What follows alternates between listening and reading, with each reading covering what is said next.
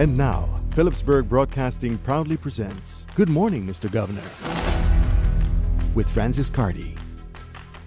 Good morning, Mr. Governor. Are we really prepared for this year's hurricane season? After having a few weeks off, it occurred to me that just repeating the old concept of planning for the worst and hoping for the best may not be the best approach for hurricane planning. Something more is needed to ensure greater security and more preparations to make sure that lives and properties are protected. It is good to know that St. Maarten has its own disaster preparedness authority. But what is even better is to know that this authority is represented by someone from each community where we are living. We already know that the hurricane shelters are not what we advertise them to be, and as a direct consequence, too many people get hurt for the lack of appropriate preparations.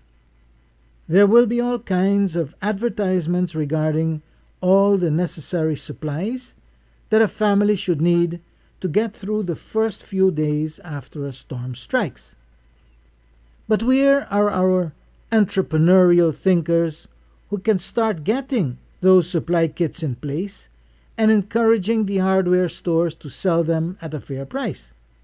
Where are the civic organizations who are willing and able to prepare to assist public works with the necessary repairs that are needed at the various hurricane shelters? Where are the community groups who are willing and able to take stock of the many senior citizens who are unable to take care of themselves and will need help whenever a storm hits the island? These are just some of the questions that will need answers with affirmative action steps rather than giving or even receiving the usual nice answers. Let's work together by rolling up our sleeves to ensure that the island and its people are properly prepared for this year's hurricane season. Predictions are indicating that it will not be as harmless as we experienced over recent years. And it's best for every community to get to know who is in need and to make appropriate plans to protect lives and property during the upcoming hurricanes in 2016. Good morning, Mr. Governor.